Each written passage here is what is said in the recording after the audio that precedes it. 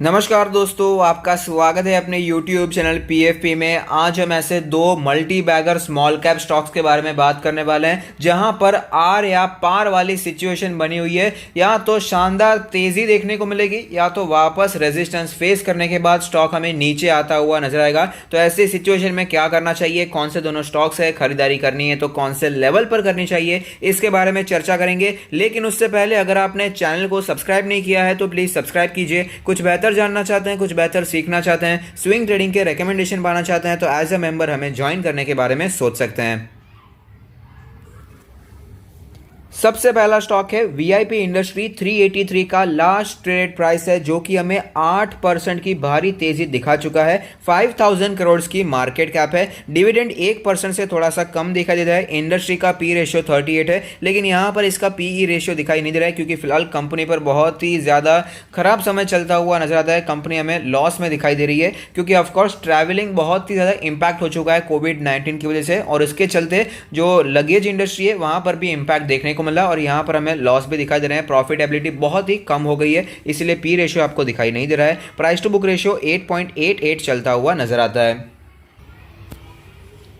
आप देख सकते हैं वीआईपी इंडस्ट्री उसी लेवल पर आ गया है जहां पर पहले था और वापस हमें गिरावट देखने को मिली थी। तो इस लेवल पर ये आ चुका है, यानी कि आर या पार वाली सिचुएशन दिखाई दे रही है। अच्छी रिकवरी देखने को मिली है। जो हिसाब से सिचुएशन चल रही है, जो हिसाब से इनका काम चल रहा है, उसके हिसाब से फिर भी ठीक ठाक रिकवरी हमें दिखाई दी है। 200 रुपए के लेवल से फिलहाल स्टॉक हमें 386 यानी कि ऑलमोस्ट डबल होता हुआ नजर आया है। धीरे धीरे स्टॉक हमें ऊपर जाता हुआ नजर आया है। इंडिकेटर्स के बारे में बात करें तो फिलहाल स्टॉक अपने सारे मूविंग एवरेज के ऊपर ट्रेड कर रहा है। इंडिकेटर्स भी स्ट्रांग दिखाई दे रहे हैं। मनी फ्लो इंडेक्स का नंबर 71.4 है। आरएसआई के बारे में बात करें तो आरएसआई भी स्ट्रांग होता हुआ नजर आता है, 66.87 हो चुका है। एमएससीडी के क्रॉसओवर्स के बारे में बात करें तो फिलहाल जो क्रॉसओवर बना हुआ है, इतनी तेजी आई है तो बुलिश क्रॉसओवर हमें और भी तगड़ा होता हुआ नजर आया है।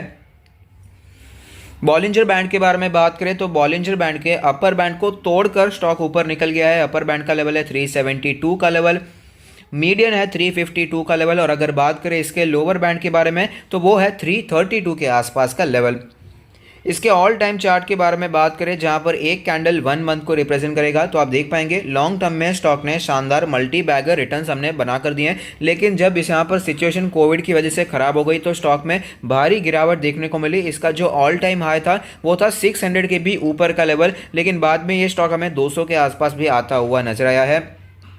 तो ऐसी सिचुएशन में इन्वेस्टर्स को क्या करना चाहिए, पिवट पॉइंट्स के बारे में भी एक बार चर्चा कर लेते हैं। एक पिवट रेजिस्टेंस को आज स्टॉक ने तोड़ दिया। 373 का पिवट रेजिस्टेंस बना हुआ था, इसके ऊपर स्टॉक हमें जाता हुआ नजर आया है। दूसरा जो पिवट रेजिस्टेंस है वो है 406 का लेवल। तो ऐसी सिचुएशन में इन्वेस्टर्स को क्या करें, मेरे हिसाब से ये स्टॉक अच्छा है, इसमें आप एक्यूमुलेशन करने के बारे में सोच सकते हैं। अगर आप क्वालिटी स्मॉल कैप स्टॉक्स को ऐड करना चाहते हैं तो ये एक अच्छा कैंडिडेट हो सकता है। इसके जब Q3 के रिजल्ट आए थे उसे भी हमने डिस्कस किया था कि ऑफकोर्स इसके रिजल्ट अच्छे नहीं आए हैं, उसमें कोई डाउट नहीं है। प्रॉफिट में गिरावट है, प्रॉफिटेबिलिटी एकदम खत्म होती हुई नजर आई है, लेकिन उसके बावजूद रिकवरी अच्छी दिखाई दे रही है। क्वार्टर ऑन क्वार्टर बेसिस पे सिचुएशन हमें सुधरती हुई नजर आ रही है, यानी कि कोविड के इंपैक्ट से ये बाहर आता हुआ नजर आता है। पूरी रिकवरी में ऑफकोर्स समय लगने वाला है, लेकिन स्टॉक अच्छा है। अपनी इंडस्ट्री में मार्केट लीडर पोजीशन पे हमें ट्रेड करता हुआ नजर आता है। तो ऐसी सिचुएशन में यहां पर आप लॉन्ग टर्म के लिए एक्यूमुलेशन करने के बारे में सोच सकते हैं। ऑलरेडी हमने खरीदारी करके रखी है। यहां पर जब गिरावट आई थी तो 320 के आसपास भी हमने खरीदारी की है। उसके बाद वापस स्टॉक जब नीचे आया था 350 के आसपास हमने इसमें एक्यूमुलेशन किया है, और वापस स्टॉक में अगर मौका मिलता है तो यहां पर आप एक्यूमुलेशन कर सकते हैं। अगर ब्रेकआउट देखने को नहीं मिलता, अगर ये लेवल से स्टॉक वापस हमें नीचे आता हुआ नजर आता है तो ऐसी सिचुएशन में जो level as a strong support हमें दिखाई दे सकता है, जो लेवल आप एज ए बाइंग लेवल समझ सकते हैं, वो होगा इसका 355 से करके 360 का जोन। ये जोन एक अच्छा जोन हो सकता है जहां पर आप बाइंग करना शुरू कर सकते हैं, एक्यूमुलेशन शुरू कर सकते हैं। अगर बात करें ब्रेकआउट हो जाता है तो अगर ब्रेकआउट हो जाता है स्टॉक इसके ऊपर निकल जाता है तो एज ए टेक्निकल एनालिसिस के हिसाब से यहाँ पर यही level as a strong support हमें दिखा देगा और वापस स्टॉक ऊपर जाता हुआ नजर आएगा। तो इसके हिसाब से भी आप खरीदने के बारे में सोच सकते हैं। अगर यहाँ पर ब्रेकआउट देखने को मिल जाता है तो 386 के ऊपर, जो कि इसका करंट मार्केट प्राइस भी है और रेजिस्टेंस भी है, तो उसके ऊपर भी आप खरीदारी के बारे में सोच सकते हैं। नेक्स्ट स्टॉक जहां पर आर या पार वाली सिचुएशन बनी हुई है वो है नेस्को। नेस्को 622 पर ट्रेड कर रहा है, 1% की तेजी देखने को मिली। 4000 करोड़ की मार्केट कैप है, 0.48% का डिविडेंड है। इंडस्ट्री का पी 45 है, उससे सस्ते 21 पर अवेलेबल है। प्राइस टू बुक रेशियो 3.23 है। तो आप देख सकते हैं नेस्को का जो करंट मार्केट प्राइस 622 के आसपास है, उसके लेवल पर पहले भी स्टॉक हमें ट्रेड करता हुआ नजर आता था और इसी लेवल से स्टॉक हमें नीचे आता हुआ नजर आया था। 600 के लेवल से 500 तक आया था, उसके बाद वापस हमें ये 600 तक जाता हुआ नजर आया है। अगर ये लेवल डिसाइसिवली टूट जाता है तो और भी तेजी देखने को मिल सकती है। फिलहाल स्टॉक में अच्छा मोमेंटम बना हुआ है, अपने 20 डेज के और सारे मूविंग एवरेज के ऊपर हमें ये ट्रेड करता हुआ नजर आता है। मनी फ्लो इंडेक्स का नंबर 86 है, यानी कि हाईली ओवरबॉट कैटेगरी में है। आरएसआई के नंबर के बारे में बात करें तो आरएसआई का नंबर है 61, ये भी बहुत ही हमें स्ट्रांग दिखाई दे रहा है। एमएससीडी के क्रॉसओवर्स के बारे में बात करें तो फिलहाल जो क्रॉसओवर बना हुआ है बुलिश क्रॉसओवर का निर्माण हो चुका है, तो यहां पर तेजी की उम्मीद हम लगाकर रख सकते हैं। अगर बात करें बॉलिंजर बैंड के बारे में तो बॉलिंजर बैंड के अपर बैंड पर स्टॉक ट्रेड कर रहा है 627 के लेवल पर और मीडियन है 594 का लेवल और लोअर बैंड है 561 का लेवल।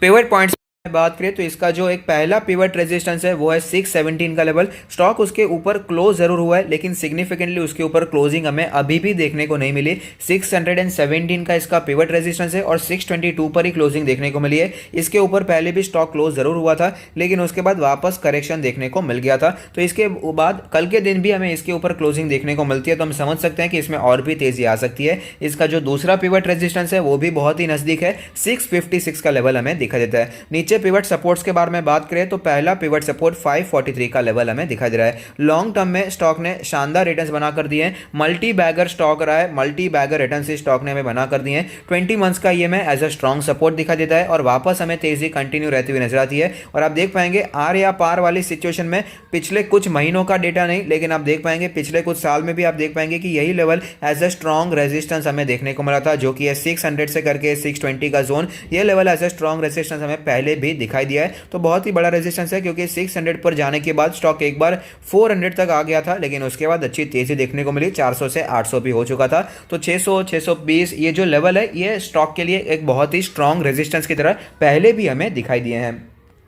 तो ऐसी सिचुएशन में स्टॉक में क्या करना चाहिए, तो मेरे हिसाब से स्टॉक बहुत ही अच्छा है, इसे अपने पोर्टफोलियो में ऐड किया जा सकता है। और साथ ही साथ अगर आप अपना पोर्टफोलियो हमसे रिव्यू करवाना चाहते हैं तो उसका लिंक भी हमने डिस्क्रिप्शन बॉक्स में दे दिया है। अगर स्टॉक में ब्रेकआउट देखने को नहीं मिलता, यानी कि स्टॉक में अगर करेक्शन देखने को मिल जाता है, तो ऐसी सिचुएशन में जो level as a strong support हमें दिखाई दे सकता है वो है 565 से करके 575 के आसपास का लेवल। अगर आपको स्टॉक कहीं पर भी इस लेवल के आसपास नजर आता है तो आप यहां पर एक्यूमुलेशन करने के बारे में सोच सकते हैं। अगर ब्रेकआउट देखने को मिल जाता है, अगर ये 620 का लेवल, ये जो फिलहाल रेजिस्टेंस बना हुआ है, अगर ये टूट जाता है तो आप इसे खरीदने के बारे में भी सोच सकते हैं। ब्रेकआउट के बाद यही लेवल टेक्निकली इसके लिए एक स्ट्रॉन्ग सपोर्ट की तरह हमें दिखाई देगा। वीआईपी इंडस्ट्री और नेस्को दोनों ही बहुत ही अच्छे स्टॉक हैं, अपने सेक्टर में बहुत ही अच्छा कामकाज करते हैं, क्वालिटी स्मॉल कैप की कैटेगरी से बिलोंग करते हैं। अगर आप रिस्क टेकिंग इन्वेस्टर हैं जो कि थोड़ा सा रिस्क लेना पसंद करते हैं, क्वालिटी स्मॉल कैप को अपने पोर्टफोलियो में ऐड करना पसंद करते हैं, तो ये दोनों स्टॉक बहुत ही अच्छे हैं जिसे आप अपने पोर्टफोलियो में ऐड करने के बारे में सोच सकते हैं। बाय ऑन डिप्स की स्ट्रैटेजी यहाँ पर कर सकते हैं। तो अगर वीडियो पसंद आता है तो लाइक कीजिए, शेयर कीजिए, कमेंट कीजिए, सब्सक्राइब कीजिए और मुझे मोटिवेट कीजिए। Thank you, stay happy, happy investing.